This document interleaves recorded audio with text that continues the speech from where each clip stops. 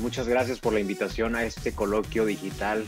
En pleno año 2021 nos resulta complicado vernos en persona, pero aquí nos encontramos con todo el ánimo de trabajar. Y claro que sí, mi participación en este coloquio es, si bien breve, tiene mucho que ver con los riesgos. Vengo a enlistar a los alumnos que en determinado momento nos estén escuchando la lista de los riesgos que los cultivos transgénicos pues ocasionan aquí en lo que es nuestro México. Tienen ustedes que saber que bien es cierto, vivimos en un mundo donde las cosas están cambiando cada vez más, pero algunas cosas al ser modificadas no medimos hasta dónde va a poder llegar el impacto de este cambio. Y si bien, por ejemplo, disfrutamos bastante de nuestros alimentos y tratamos de comer lo más sano posible, sobre todo en las cooperativas de las escuelas secundarias, saludos, tienen que darse cuenta que definitivamente tenemos que cuidar lo que nosotros consumimos. Aquí en México, pues me gustaría ser más específico respecto al maíz, porque bien la situación agrícola y si lo vemos desde un contexto histórico, el maíz ha sido trascendental en la vida de los mexicanos, inclusive pues desde antes de que México fuera México. Entonces, miren bien, lo que les voy a abordar en sí es que entiendan lo complejo, que no es nada más lo saludable, es también lo político, es lo cultural. Cuando nosotros ingerimos algo que ha sido modificado genéticamente, tenemos que estar conscientes de este impacto que genera tanto en nuestra tierra como en nuestra salud. Lo que les quiero decir es que estas plantas nuevas que fueron modificadas son complejas. El objetivo no es nada más de seguir la tendencia a lo moderno. Nosotros como mexicanos tenemos que estar conscientes que tenemos una gran tradición que nos respalda y bueno, si no logramos entender del todo cuáles son las posibles consecuencias de este tipo de consumo, hasta que verdaderamente nos ocurra algo o nos demos cuenta ya muy tarde, es cuando vamos a querer voltear atrás y no se va a poder. Bien, tenemos que saber que si bien México es lo que la parte medular de nosotros, el principal productor de maíz en el mundo con alimentos transgénicos es Estados Unidos. Estados Unidos tiene alrededor de 55 millones de hectáreas, de acuerdo a la International Service of the Acquisition of the Applied Agriculture Biotechnology, ¿verdad? Eh, Argentina tiene 18 millones de hectáreas, Brasil tiene 11 millones de hectáreas y bueno, obviamente México no figura en esta lista de países que siembran cultivos transgénicos a nivel comercial porque son datos del 2006. Si este video tú lo estás viendo en el 2021, en el 2022, en el 2025, espero que las cifras cambien, porque como yo les digo, las transformaciones genéticas están presentes en lo que nosotros consumimos de manera comercial, lo que adquirimos de manera comercial, y bien, el efecto es la resistencia a los herbicidas y la resistencia a los insecticidas. Entonces, entre más hectáreas se cultiven con alimentos transgénicos, mayor va a ser estas transformaciones y resistencia a, a los herbicidas. Hay mucho detrás de esto, la ingeniería genética y la biodiversidad es definitivamente algo que no vemos. Simplemente en el supermercado queremos tomar la fruta que se ve más grande, más jugosa, ¿sí? Queremos las flores que se vean más bonitas de invernadero, pero estamos perdiendo esa esencia, olvidando ese por qué o ese cómo verdaderamente es que deben ser las cosas. Y estamos entrando a, como sociedad, lo puedo entender, que queramos ser una sociedad de imagen, pero ya cuando estamos hablando de lo que nos estamos llevando a la boca y lo que nos está nutriendo en cuanto a nuestro cuerpo, está de pensarse. Entonces, palabras más, palabras menos, México sí tiene cultivos transgénicos, México tiene una cultura de consumir alimentos transgénicos, pero hay implicaciones que van más allá de lo que podemos ver. ¿De acuerdo? La resistencia a los herbicidas o herbicidas es lo más sencillo que podemos entender a este nivel de secundaria, pero hay todo un mecanismo que está detrás de. Como yo les decía, queremos hablar de México. Y aquí, por ejemplo, es un país donde normalmente decimos, pues no pasa nada, se arregla. Y tristemente es una cultura que debemos de modificar. Es por eso que les hablo de esto a ustedes.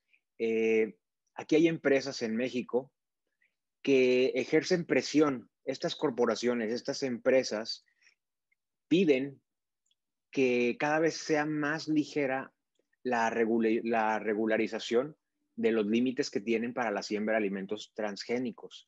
Toda vez que en México, si bien no hay mucho interés en el tema, no es privativo. Es una tendencia que está pasando en el mundo, ¿sí? Hay cada vez nuevos insecticidas, hay cada vez nuevos temas en cuanto a agronomía, el uso de suelo, el desgaste, el sacrificio de agua potable que se realiza y agua inclusive no potable, pero vamos, hay todo un andamiaje detrás de este tema de los alimentos transgénicos. Eso nada más hablando de las implicaciones éticas, políticas, sociales, culturales, pero podemos verlo también esto desde el punto de vista en el que la salud se puede ver inmersa en esta situación. Es cierto, no comemos lo que los seres humanos comían hace 1 millón de años, pero es precisamente esta situación la que mortifica, porque en nuestro país el cultivo de maíz es una tradición milenaria y tratar de golpe de modificar esto en nuestra dieta podría tener repercusiones que no se van a ver ahorita ni en 5 ni en 10 años, pero tal vez las futuras generaciones van a pagar un precio. Espero que mi participación haya sido la adecuada y no excederme del tiempo. Y muchísimas gracias por haberme escuchado.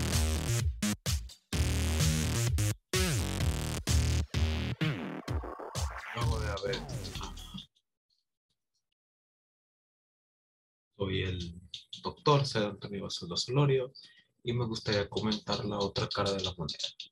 Luego de haber visto las partes negativas de lo que conllevan los alimentos transgénicos, de haberlo analizado, me gustaría hablar sobre las ventajas que estos tienen. Y es que ciertamente son muchas ventajas las que estos alimentos nos pueden proporcionar. Para mayor o menor medida, al final de cuentas, pues es algo que se tiene que analizar, no solo ver el contra, sino ver en una parte crítica lo bueno y lo malo que se le puede sacar a esto. Gracias a estos avances y a mis investigaciones, más bien dicho, he tomado una lista de las mejores partes, se puede decir de alguna manera, que tienen los alimentos transgénicos.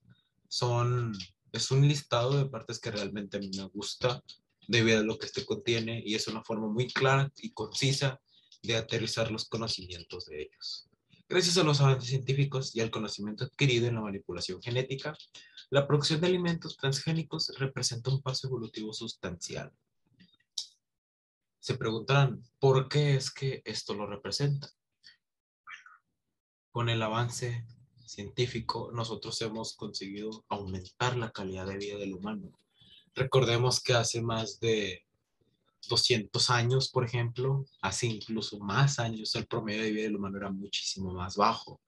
En los primeros tiempos que se tiene registrada de vida humana, inteligencia, recordemos que el promedio de vida era de 30 años.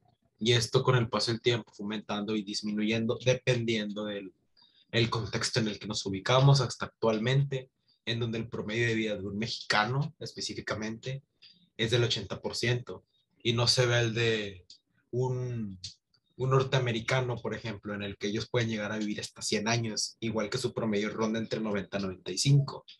Una parte importante, claro, y personalmente opinando, es la introducción de los alimentos transgénicos a la dieta. ¿Y por qué? Bueno, esa es la parte que me gustaría decirles en un momento. El primer punto, mejora la calidad de los alimentos. ¿Qué nos quiere decir?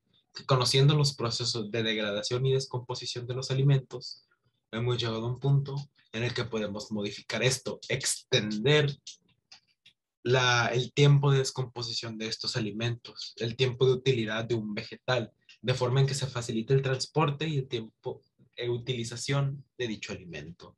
¿Qué nos quiere decir? Pues simplemente los conservadores. Gracias a los conservadores, es que nosotros podemos hacer que ciertos alimentos que caduquen en, ¿qué? 3 días, en una semana, puedan durar meses o incluso años. Algo que facilita mucho, como bien se dice, su medio de transporte, a la vez que su consumo.